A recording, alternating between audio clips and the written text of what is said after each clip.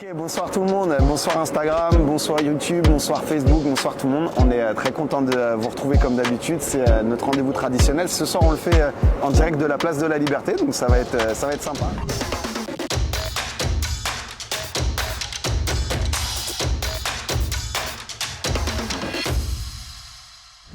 Un commentaire qui concerne le feu d'artifice, enfin le spectacle pyrotechnique qu'on a eu cette année. Alors c'est un commentaire d'une habituée des réseaux sociaux qu'on apprécie beaucoup, notre cher Nesquik, qui nous faisait des remarques sur le feu d'artifice. Alors je sais qu'il y a eu pas mal de débats en fait sur les réseaux, du coup ça me permet en fait d'aller un peu d'expliquer un petit peu ce qu'il y a. D'abord vous dire et vous redire que notre équipe municipale est attachée au moment convivial, au moment de fraternité, au moment d'émerveillement, mais aussi au moment de fédérateur qu'est le moment du 13 juillet, qui permet souvent d'avoir un spectacle gratuit en libre accès pour le plus grand nombre. Donc vous avez des gens qui, pas forcément des moyens illimités, qui peuvent profiter d'un spectacle assez impressionnant et qui peut nous émerveiller toutes et tous.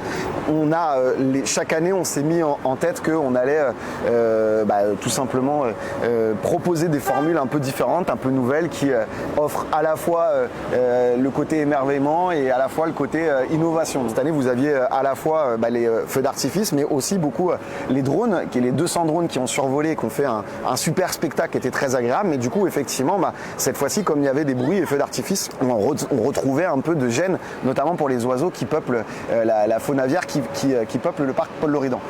La problématique, elle est d'où pour nous. On est évidemment conscient que ça peut générer des sujets. C'est aussi pour ça qu'on a travaillé avec l'artificier pour... D'ailleurs, je crois que Nesquik cite un merveilleux article de Reporter, qui est un très bon média que je vous encourage à lire.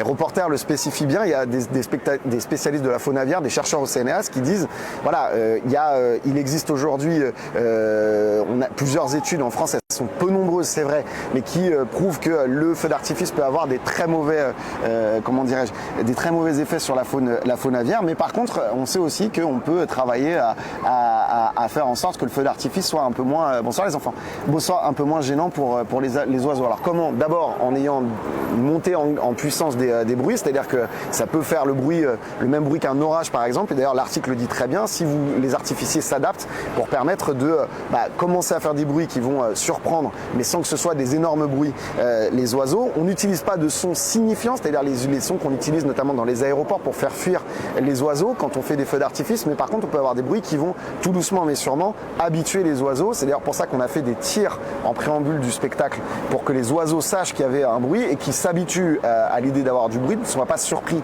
par les grandes pétarades que peuvent générer un feu d'artifice, et du coup un peu à la manière d'un orage, en fait ils vivent mieux la chose. Par contre on est conscient que à la fois par le choix du lieu, il y a une problématique pour la faune et la flore, mais qu'on tient aussi à garder ce lieu qui est à la fois central et qui permet aussi d'avoir en toute sécurité, parce qu'on n'est pas sur des lieux où il y a des voitures ou autres, ça permet tout simplement d'avoir 5000 personnes regroupées dans un lieu magnifique et de profiter de ce bel endroit. Je précise aussi pour les questions de sécurité que la chance qu'on avait, c'est qu'on a un lieu sur lequel on a beaucoup travaillé avec les services de secours et d'incendie, avec la préfecture, et donc on n'a rien fait sans autorisation, notamment pour garantir en période un peu sèche qu'il n'y avait pas de risque d'incendie. On avait plus d'une quarantaine de personnes qui étaient dédiées à la sécurité incendie et à la sécurité tout court de l'événement, pour s'assurer qu'on pouvait bien tirer en toute sécurité avec un périmètre qui évitait qu'il y ait des problèmes pour les personnes. La question de la transition écologique, elle repose sur plusieurs points. Et parmi ces points, il y a aussi l'éducation populaire et la capacité de créer un objectif commun et fédérateur. Et c'est aussi à ça que sert le 13 juillet, c'est-à-dire regrouper, remettre les gens ensemble, leur permettre de participer et de s'émouvoir ensemble en voyant un spectacle de cette qualité. C'est aussi ce dont on a besoin si on veut emmener les gens dans une démarche collective. Bien entendu, là, il y a dans toute politique municipale à la fois le paradoxe de vouloir faire de plus en plus de bifurcation écologique, mais aussi d'emmener les gens. Si je prends l'exemple du live, par exemple, ce soir, on utilise les réseaux sociaux qui sont générateurs de beaucoup de pollution puisqu'ils demandent beaucoup d'électricité, mais qui permettent aussi de divulguer des informations au plus grand nombre. Mais c'est aussi le problème qu'on a avec le spectacle du 13 juillet, c'est qu'on souhaite faire quelque chose d'équilibré sur le point de vue de la bifurcation écologique, mais qui remplisse aussi nos objectifs d'éducation populaire. Tout le travail, il est là.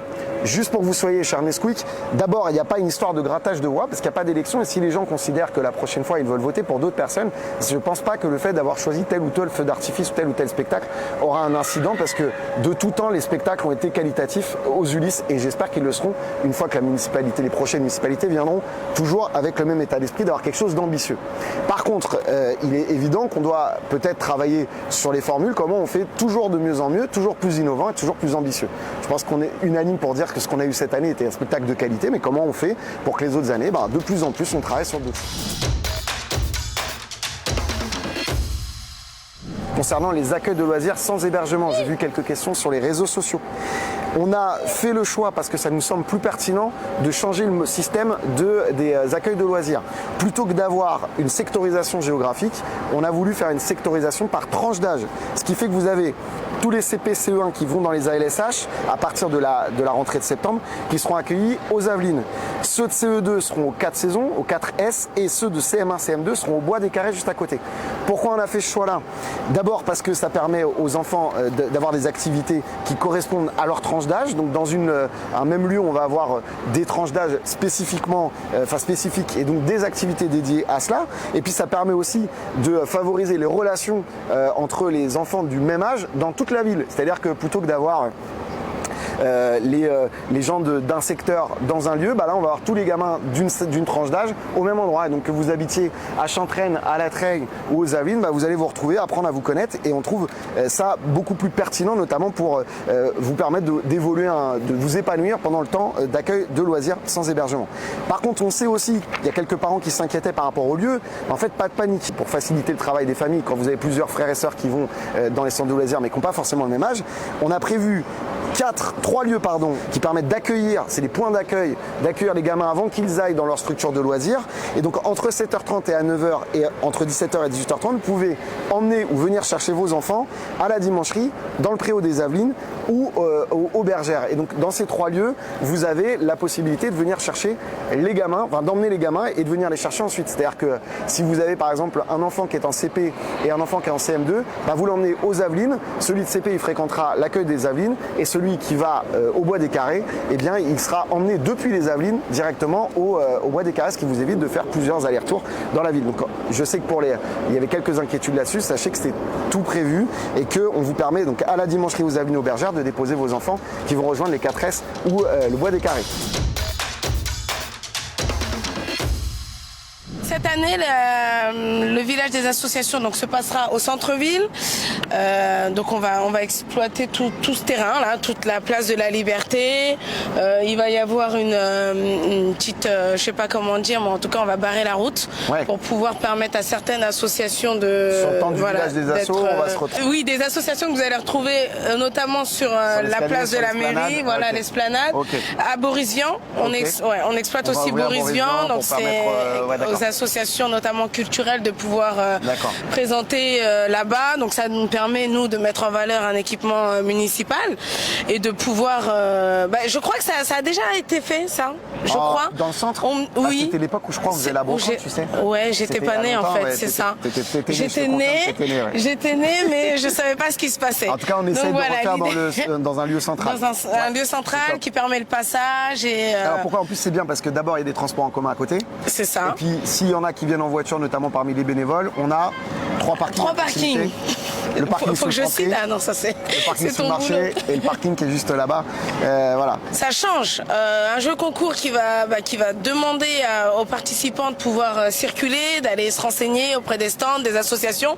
C'est surtout pour mettre en lumière les associations, les choses qui se passent et de permettre à tout le monde de passer un peu partout. Parce que l'une des craintes de cet événement, c'était aussi de se dire que on était dans un versant un peu consommation, on allait à une place et on s'en allait. Alors que lorsqu'on était au niveau du stade, on était dans un mouvement un peu plus circulaire, donc c'était un peu plus facile. Donc là, la petite touche, la nouveauté, c'est le jeu concours, notamment pour permettre aux participants d'aller voir un peu partout et surtout pour ajouter encore une animation et une agitation, même je dirais, à un événement. Bien choisi. En tout cas, c'est surtout on essaie quelque chose de nouveau, c'est ça, qui a plus de visibilité l'accessibilité, parce que du coup c'est vrai quand on est au stade, c'est plus simple pour les gens qui connaissent, on va dire, le lieu. De s'y rendre, Voilà, ouais. tout à l'heure je parlais avec une dame qui me disait ouais, on ne sait pas toujours tout ce qui se passe, etc. Là ce sera en bas de chez nous, donc ce sera difficile de louper, quoi. C'est ça. Bel été à toutes et à tous. À plus. Awa, tu reviens quand tu veux. Ok, sur Insta. Et à bientôt tout le monde.